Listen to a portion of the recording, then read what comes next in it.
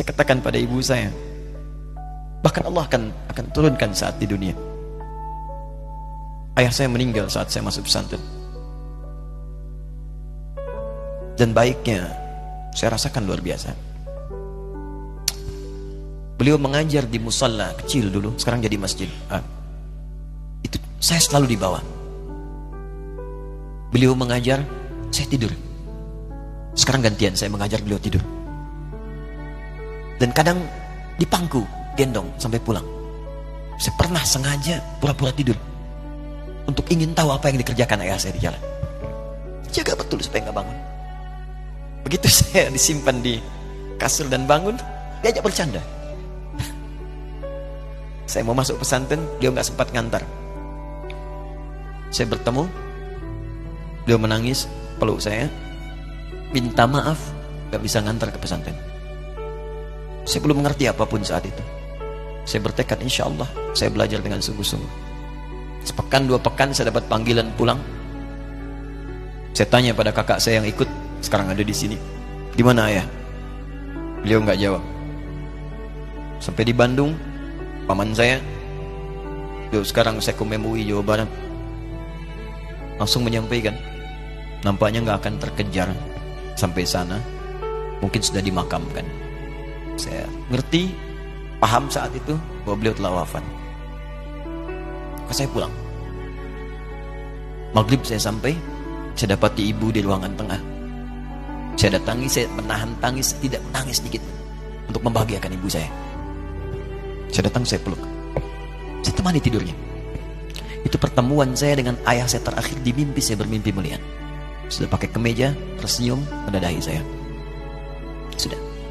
Besoknya saya cari ke kamar, ternyata Allahu Akbar, apa yang selama ini saya pelajari di pesantren, kitabnya sudah ada di kamar semua, jadi siapkan. Saya menangis saat itu. Saya bawa mushaf.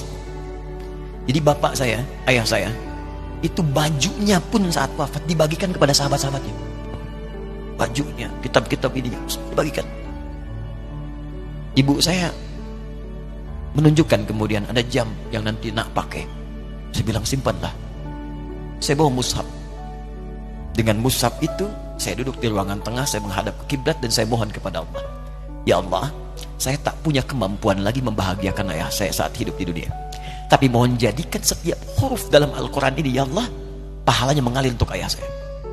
Begitu saya bacakan saat itu, tak bisa saya berhenti. Dan tiba-tiba langsung masuk ayatnya, artinya, posisinya, nomornya, gak pernah berhenti, masuk. Saya bertekad ingin berbuat baik. Puncaknya saya sekolah. Ibu, ya Allah, saya ingin berbakti pada ibunda saya. Anda tahu apa yang terjadi? Demi Allah saya katakan, ketika Anda bersabar, ibu saya, Bu, Pak, itu krisis 97, Pak. Waktu krisis, saya masuk pesantren, saya diberikan sempurna bekal seperti anak-anak lain. Rupanya ibu saya sudah tanya kepada santi-santi, orang tuanya, berapa bekal Anda kasihkan? Dikasih yang paling tinggi itu dikasihkan pada kami tiap bulan. Saya terima. Satu kali libur saya pulang dari jauh, ibu saya tersenyum melihat sedang jemur pakaian lihat saya. Begitu saya tiba, kaget saya. Ini kok pakaian ibu saya, pakaiannya nggak cocok dipakai gitu. Ini bukan pakaian ibu saya, kayak kain pel lah kalau sekarang. Saya masuk ke rumah, saya kejar, saya buka pakaiannya, lemari ini, saya nggak temukan sedikit pun.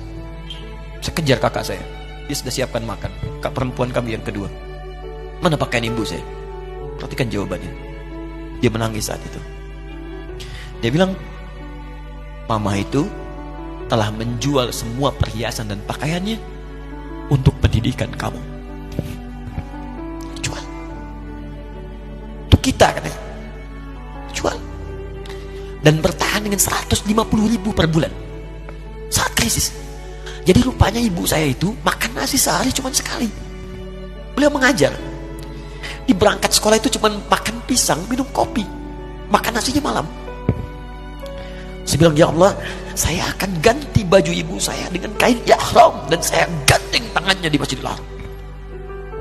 Itu apa yang terjadi? Begitu saya kuliah di Libya, alhamdulillah, saya berangkat, saya mulai mengajar, saya serius belajar. Saat itu kemudian Allah mulai berikan jalan. Saya ingin sungguh-sungguh. Malam saya bangun, saya sholat, saya belajar, saya menghafal Quran, saya belajar riwayat Quran. Sampai puncaknya tiba. Saya ditugaskan pemerintah Indonesia saat itu untuk jadi petugas haji di Mekah. Saya telepon ibu saya. Saya bilang, Ma, saya insya Allah akan haji 2010. Saya telepon Februari saat itu. Saya dengar suara, terbayang wajahnya indah, senyuman, bahagia. Alhamdulillah, nak. Kapan berangkat? Tahun ini insya Allah. Saya bilang, dan saya tidak akan pernah berangkat kecuali mama pun akan berangkat. Terdengar nada pesimis tapi senyum. Dari mana katanya? Allah akan kasih, saya bilang. Saya sedang bekerja, berusaha karena Allah. Mustahil Allah akan sia-siakan gitu. Berapa butuhnya? Porsinya 25 juta. Kapan harus ada? Bulan Juni. Ya, jadi dari Februari ke Juni itu. Ya, Juli bukan Juni, Juli. Ya, jadi saya masih ingat bulan 7 5 bulan itu. Saya ibu, Pak, nabung saya. Saya beli tabungan, saya niatkan untuk ibu saya haji. Bulan Juli masih setor 25 juta. Jadi semua tabungan masukin situ. Ada yang ngajar ngasih, masukin situ. Masukin semua.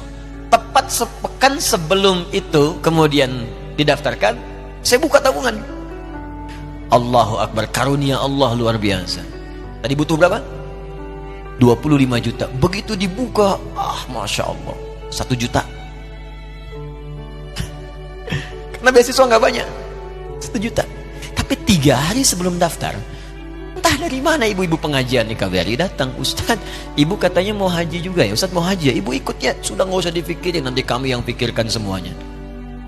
Tiba-tiba dikirim, bayar porsinya di sana, dapat koper paling besar. Bayangkan, tadinya kopernya belum datang, telepon lagi, nak koper belum datang katanya. Saya bilang, Ma, tenang aja, apa hajinya nggak jelas ini? Tidak jelas, saya bilang, insya Allah. Ya, nah cuman beritanya berbeda. Begitu saya telepon lagi, Ma gimana bisa? Nah, telah keluar pengumumannya. Kapan, Ma? 2013. Loh kan saya hajinya 2010, nggak bisa, harus 2010. Lihat kalimat ibunda saya. Nah, jangan pernah mengambil hak orang lain. Allah kasih 2013, Alhamdulillah. Saya bilang, Ma, kita tidak harus mengambil hak orang lain, tapi kita meminta kepada Allah yang memanggil kita. Boleh jadi Allah akan berikan tambahan kuota pada tahun ini. Doa lagi, minta, datang ke masjid. Tiba-tiba ada sidang Oki di Istanbul saat itu, keputusan 1.000. Setiap ada 1.000 muslim, 1 kuotanya. Saat itu Indonesia dapat tambahan 22.000, termasuk ibu saya ada di situ. Ya, acara malam Al-Qadar 27 Ramadan, malam masih ingat betul, saya jadi MC dengan rektor pada saat itu. Saya nggak pernah bawa handphone, tiba-tiba handphone itu saya bawa, berbunyi kemudian telepon itu. Saya minta pada rektor izin, saya angkat dulu, diperkenankan.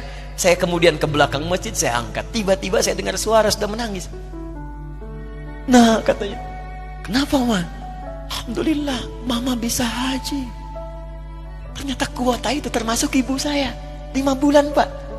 Bayar biasa. Nggak bayar tambahan, nggak ada macam-macam, bisa berangkat. Begitu saya berangkat duluan, saya tungguin betul di apartemennya, di maktabnya sampai datang. Begitu sudah datang, saya nggak sapa. Saya lihat dari jauh. Bahagianya saya bisa mengganti pakaian tadi yang lusuh dengan kain ihram. Saya perhatikan, saya ikuti dari belakang. Di lift, saya ikuti.